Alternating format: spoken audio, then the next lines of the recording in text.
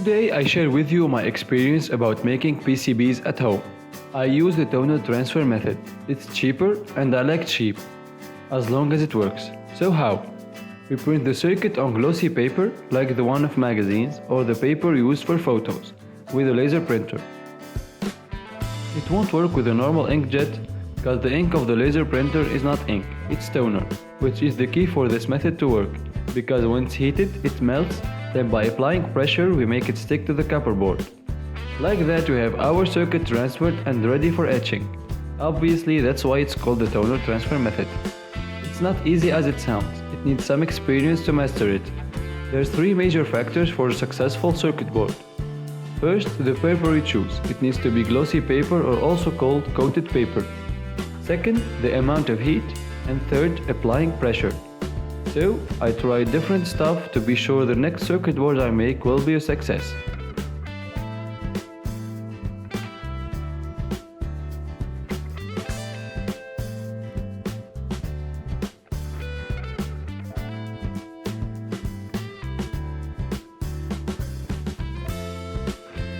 Here we go. I already cut the copper I'm going to use to size. I do it with a cutter from both sides for a clean cut, and the copper won't shatter around.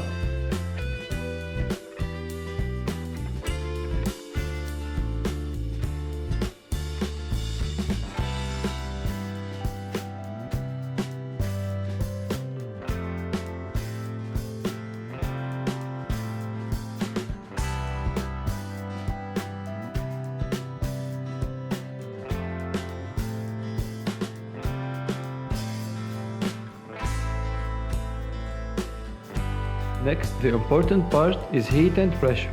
So as a demonstration, I used different household heating machines for this video.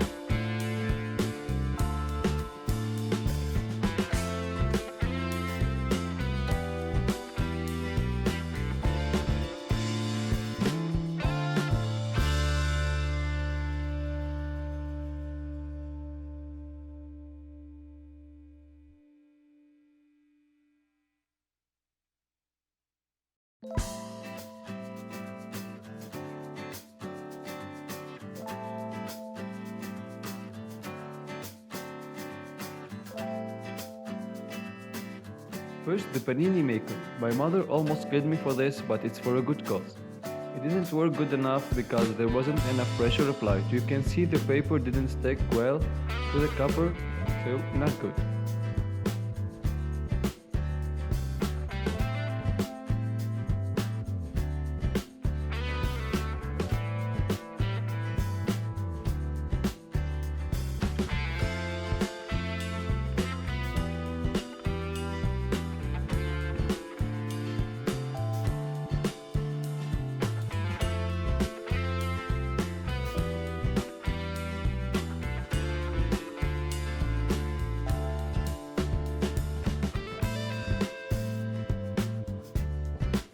Next was the iron, then the thing women use for their hair didn't work as well.